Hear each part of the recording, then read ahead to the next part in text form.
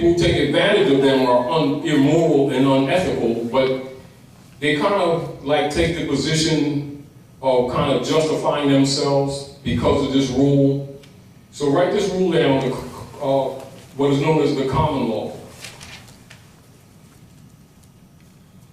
The common law is recognized by civilized men on Earth planet, but the common law, its use and its acceptance of use, what's your name, brother? Its use and its acceptance of use is based in the principle of the honors of your mothers and fathers, because that's where your heritability is bound in civilization. So if a man honors not the principles of his ancient mothers and fathers, the common law does not apply to them. Not because it couldn't, because it does not apply to men and women who are held in dishonor. Are we clear? As an example, international law that protects human beings, that deals with the human family. This is where nations of the earth come together and they deal with what is called universal maxims of law. And also part of what is used in international law, even in actions of war and restitution under what is called the Libra codes, is still based in fundamental maxims of moral and ethical principle. Persons who are held outside of these principles are not protected by them. This is one of the functions of the nom de guerre and why the brand system was used against the descendants of the Moors, to make them not only non-descendable so that the European colonists could claim the land under unum sanctum and the doctrine of discovery, which most of you who do research, when you see how European colonists, whenever there's a war claim, or like even in contemporary times when our people start arguing estates of lost land, I'm sure a lot of you have those arguments. As an example for my family, and I know this has occurred with many of you. Up in Merchantville, Cherry Hill area, where you see that Cherry Hill Mall where Home Depot and that shopping city there is, that whole tract of land where there used to be a racetrack. Used to be, racetrack there, going all the way into Merchantville and into Pennsauken, where Pennsauken High is right now. All of that land was my family's land. Basically, all the heirs, we should be wealthy. Systematically, they robbed us of that land from my Aunt Rose, Theodore, family land. We were young then. That's systematic. A few years, as a matter of fact, I remember in '89, we all got letters. A lot of the heirs got letters. And they were selling off the last part of our lands. And they were sending us checks. I got a check that I never cashed. Do you understand? Now, logically, most of the family, I have to understand, except for a few of them, there might have been, that I remember at that time. And some people I knew growing up that I didn't know was my family until they called us to the Hyatt Hotel, because that's where they were meeting. They had, all people from around the area who were all these heirs to all of this land. And I met a lot of people that I didn't know was my family. And that I can recall, there may have been no more than 19 who were nationals. The rest of them were unconscious. And most of them were younger. And some of them didn't even know what their birthright was, although they had days and eels. Do you understand what I'm saying to you? Now, I'm sure that many of you in this room can do some tracing in your family and find that land and stuff that your great-grandmothers had and your family had that y'all don't have anymore. Now you're all renting or doing something, don't even know that the land was escheated. And that even the heirs, if they came together, still have right of claim, if they know what to do. But we don't have the culture in our communities to teach them those things that are necessary for restoration of the state. And this is another reason why I did the reversion article. You know, but again, it's another reason why you're in the House of Ram. And this is another reason why you put things in trust, because you're here at the House of Reawakening Minds to get some of this information to start some processes of saving your families, saving the next generation, even though you've been injured. Meaning that if you're still breathing, it's late, but it ain't too late, if you get the point. You know, we're all late, but it's not too late. But understand this, and this is real, and this is honest, and this is not a knock, so don't take it personal. You can't do what you do not know.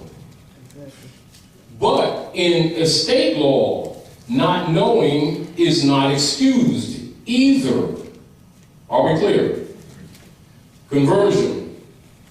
Ignorance of the law is no excuse. Why? Because it's based in the common law. Why? Because it's based in maxims of civilization. Why? Because it's based in heritability. Why? Because it's based in the honor of your mothers and fathers and your bloodline. And if you're not in the honor of your mothers and fathers, you're not heritable. Get over yourself, grow up, start studying, and start fixing this thing. If you don't want it, do something for the next generation. Show some kind of honor sometime in your life of breathing. All right. Hello. Because it will be done with knowledge, not with emotionalism, nor with belief systems. The people are destroyed for a lack of knowledge, not a lack of belief, not a lack of prayer, not a lack of other stuff, for a lack of knowledge. But they keep treating knowledge as if it came from the devil. That's where our problem is. You're here at the House of Ram to get some of this knowledge, to fix things, not to emotionalize over. So if you know about the Global World Trust, you must know if the heir doesn't speak up, your estate is automatically hypothecated. Write that down. Here we go, so you don't get confused with the spelling.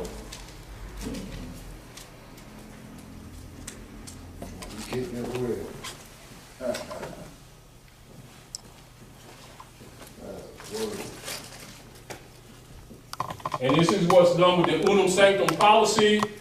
And this is what the United States Corporation Company operators administratively do every day that they deal with you, whether it's from a traffic ticket, to a credit card claim, to a mortgage foreclosure, to your labor, to any organization, business that you have.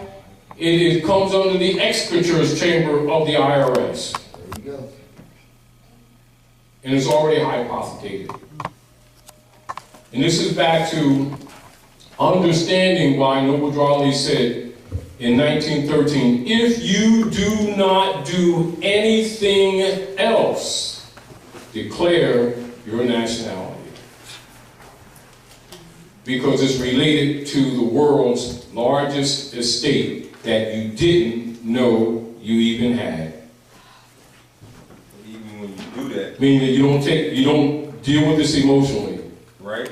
You can respect the great work that he did. It's better to study what he did and then understand why he's called Noble Drawley, why he's called a prophet. That's pretty much. You understand? Don't be caught up in salami baloney type thing. Right. That's not how they deal with us. Like when I claim my nationality, and I have my IDs in my pocket, which I keep with me all the time. This is what you want to be. It must be in your heart. Yes, it is. Yes, when it's in your heart, with or without the card, you can defend it. Because they're obligated. See, this is what you, me, we have to understand. And when you're talking to some people about this stuff sometime, you will see that it's not in their concept of conversation, understanding that these people already know this. Just because they're not talking to you on this level, they're under obligation. So they're not going to volunteer, educate you when you should have been educated by your mothers and your fathers. Even when I tell them, they don't yes. answer. Now, this is called treaty / Constitution, duties, and enforcement obligations. This is why the Pope is telling you this now. And he's addressing directly to Obama and the Congress and the Supreme Court for this enforcement. And I even showed him the letter. Yeah, but you didn't have to. I'm just saying to you, once you can get it through your head that these magistrates are Masons, stop thinking that you got to convince them. When you know, it's sort of like, when they see how you come across, like you're trying to explain something to them, or you're trying to make them know, they know that you don't know at that point. It doesn't mean that you don't know. It's like, once you understand the real politics, you don't sit around and play with them. You tell them what you want. It's not just you, it's all. They already know that listen, meaning that, like this. When you understand the coup d'etat of 1861, you know that these politicians know that the United States is not a country, that it's a private corporation belonging to the Jesuits. That's right. You know he's a Mason. You know he's not going to sit up here and explain that to you and agree with you on some floor that he's faking as a court. Right.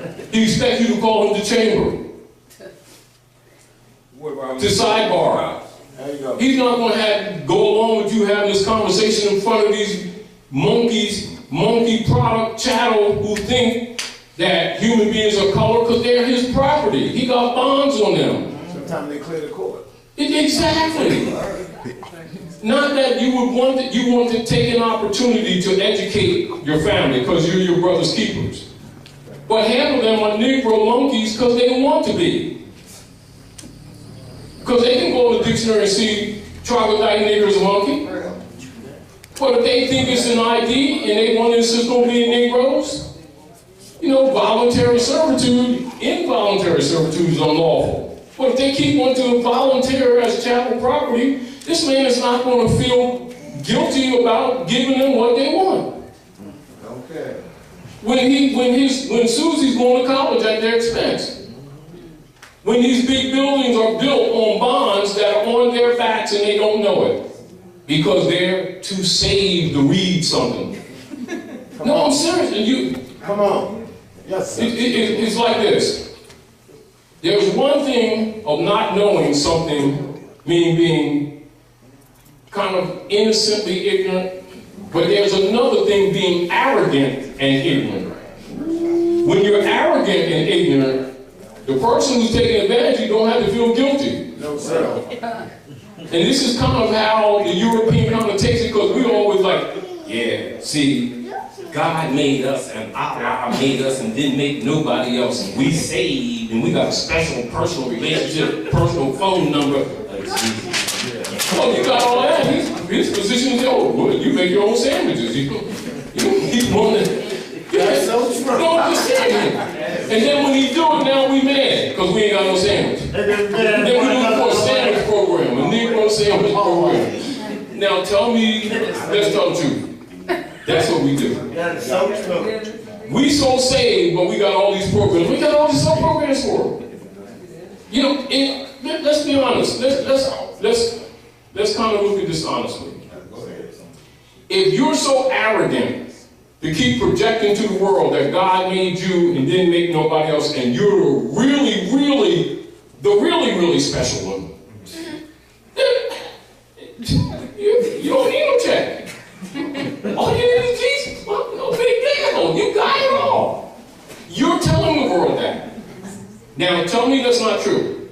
Tell me that's not the position that many of our people take. Now, from somebody's position who's taking advantage of you ain't supposed to be asking for nothing. If you got the supreme everything, you're the one that don't need no sandwich. How come y'all got all these alphabet soup organizations to deal with symptoms of you ain't got nothing? When you just said that you got it all. I mean, let's be fair. Let's be honest. Let's be honest. Straight up. Like, I'm struggling, we all struggling. I like to put my prayers in on working and stuff like that, but I'm not going to sit up here and lie and say I got a personal cell phone with God and Jesus truthfulness and Allah and stuff. Let me call them up right now. You know, I ain't gonna roll like that because I'll be lying. Because I know the sun shines on the good as well as the evil. Even that man's in gutter is just as precious to the creative forces as I am, as someone else. I'm not special. But if I'm so special, then hey, you know, I ain't supposed to be asking nobody for no sandwiches. Exactly. Okay. Do you understand what I'm saying? And so when somebody don't feel sorry for me because I ain't got it like that, I ain't supposed to be sitting around begging. You know, if you the front man, you got the personal phone number and you got all this going, you ain't supposed to be in line. No, let's be honest. Then when the European treats us like that, now we pissed because he didn't do no Negro program. They give us special treatment. Yeah. You have to understand how ignorant that actually comes across in the real world. In the real world. You have to understand how banally hypocritical it also comes across in the real world. But you also have to recognize how we look to other civilized people.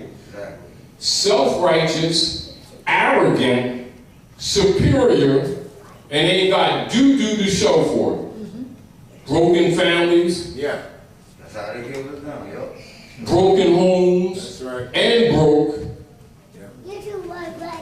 Drug infested. All that educated, drug infested, all that. And in jail. Yeah. All that.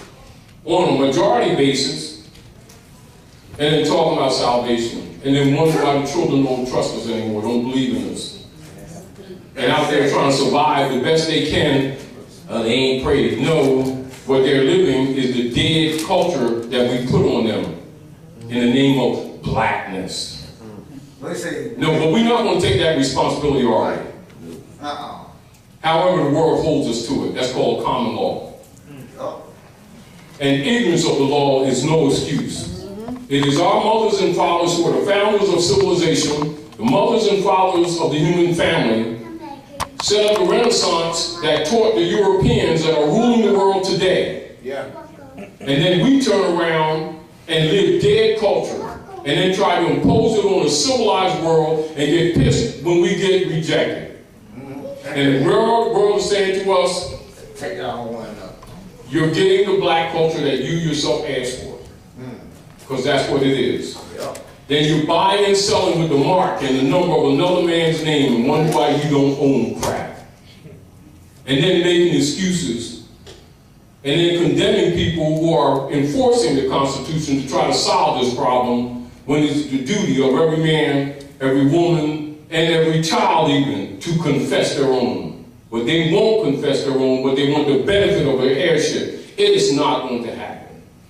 Again, you're in the House of Ram to get some of this information so that you can start fixing some of your problems that you have currently and that you're going to acceleratedly be faced with in these coming months. It ain't going to be off. It's already on you. It's not coming. It's on you right now. Whether you're asleep or not is another issue. It's on you right now. Because they're trying to liquidate everyone's what's left of your estate to satisfy their private corporate debt while they still have control of governmental seats that they have no delegated authority to hold or to operate. That's why you put everything in trust. Are we clear? Islam. Clear. You need to understand what's been operating to understand how to operate. Are we clear? If you don't give them, give them like... Give us examples of how to put something in trust. All right. Constitutions and treaties are national wills. The offices that are held under constitutional officer operations are called offices of trust. This is where resources and estates of people, nationals, and citizens in any government is protected, because those are called unalienable rights. That means there can be no lien on a birthright. It is not sellable, nor is it transferable to another. Governments are erected and put in place to preserve and to protect those unalienable rights. Governments do not give those rights, for they have no rights to give. They only have obligations and duties to secure those unalienable rights. All right. The coup d'etat that took place in 1861 by the Congress operatives during the Lincoln administration was to secretly convert the republic into a kingship oligarchy for themselves. Kingship oligarchy.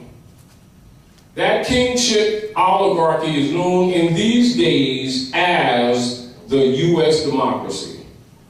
That's the password for the kingship oligarchy that was set up in 1861 and solidified February 2nd, 1871, and that's called the Act of Congress, 1871.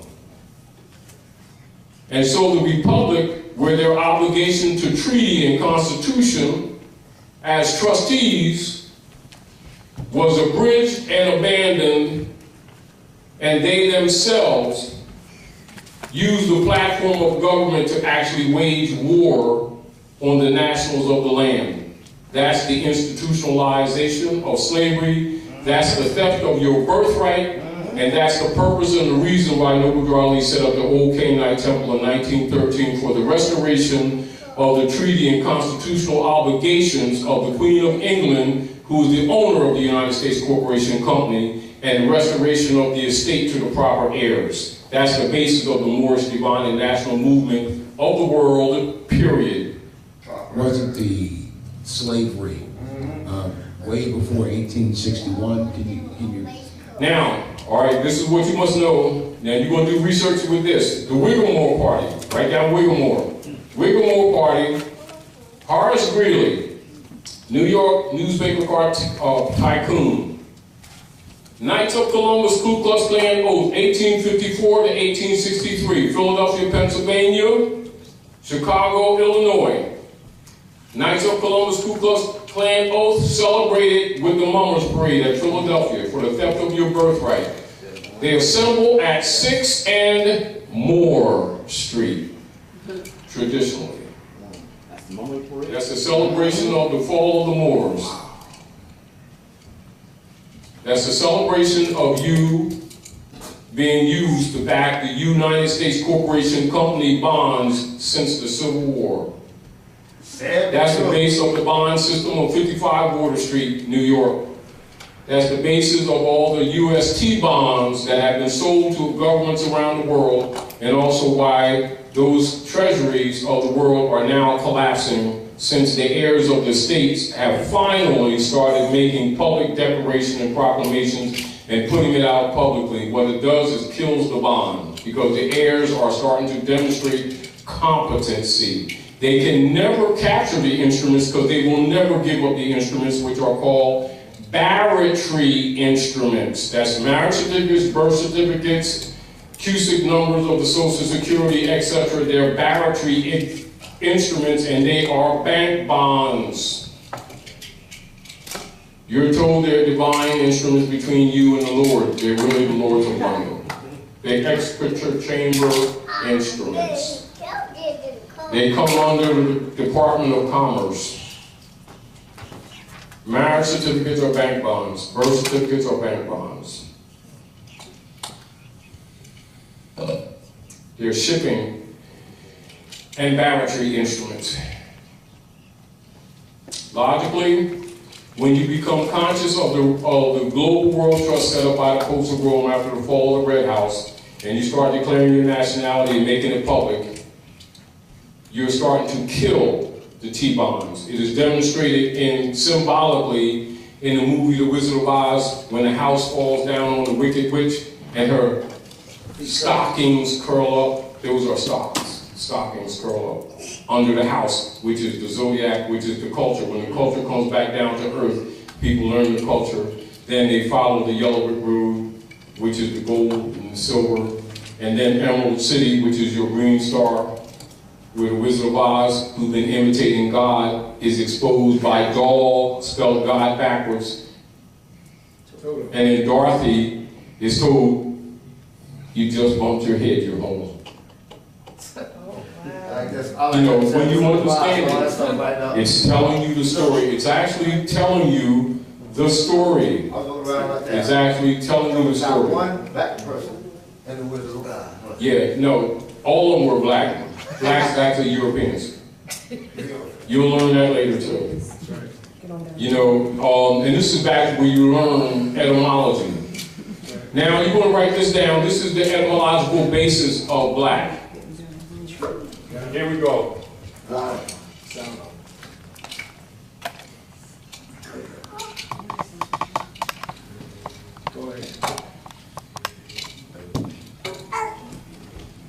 And it means pale and bright colors. And our people think it means ebony. And every time you say black power, you're saying Paleolithic man power. So you're just cast a spell and you're empowering the European. Because you know you can't read. No, that's right. You can I can show it to you right in the child dictionary. I like that. In an unabridged college dictionary. Now that's that down. 1828. You may have that in there, but they'll tell you the American who the real American is. This is why they used to have what they call a brown paper bag test. But the real deal is copper is the alchemical metal for our star, which is Venus. And that's the copper penny test. That's how you can tell who the real American is. Make them not only non-descendable so that the European colonists could claim the land under unum sanctum and the doctrine of discovery, which most of you who do research, when you see how European colonists, whenever there's a war claim, or like even in contemporary times when our people start arguing estates of lost land, I'm sure a lot of you have those arguments. As an example for my family, and I know this has occurred with many of you. Up in Merchantville, Cherry Hill area, where you see that Cherry Hill Mall where Home Depot and that shopping city there is, that whole tract of land where there used to be a racetrack. Used to be, racetrack there, going all the way into Merchantville and into Penn, except for a few of them. There might have been, that I remember at that time. And some people I knew growing up that I didn't know was my family until they called us to the Hyatt Hotel, because that's where they were meeting. They had, all people from around the area who were all these heirs to all of this land. And I met a lot of people that I didn't know was my family. And that I can recall, there may have been no more than 19 who were nationals. The rest of them were unconscious.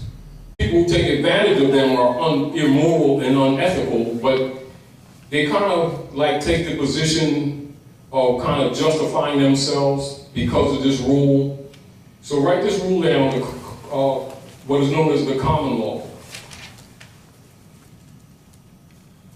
The common law is recognized by civilized men on Earth planet, but the common law, its use and its acceptance of use, what's your name, brother? Its use and its acceptance of use is based in the principle of the honors of your mothers and fathers, because that's where your heritability is bound in civilization. So if a man honors not the principles of his ancient mothers and fathers, the common law does not apply to them. Not because it couldn't, because it does not apply to men and women who are held in dishonor. Are we clear? As an example, international law that protects human beings, that deals with the human family. This is where nations of the earth come together and they deal with what is called universal maxims of law. And also part of what is used in international law, even in actions of war and restitution under what is called the Libra Codes, is still based in fundamental maxims of moral and ethical principle. Persons who are held outside of these principles are not protected by them. This is one of the functions of the nom de guerre and why the brand system was used against the descendants of the Moors. To Pennsauken, where Pennsauken High is right now, all of that land was my family's land. Basically, all the heirs, we should be wealthy. Systematically, they robbed us of that land from my Aunt Rose, Theodore, family land. We were young then. That's systematic. A few years, as a matter of fact, I remember in '89, we all got letters. A lot of the heirs got letters, and they were selling off the last part of our lands, and they were sending us checks. I got a check that I never cashed.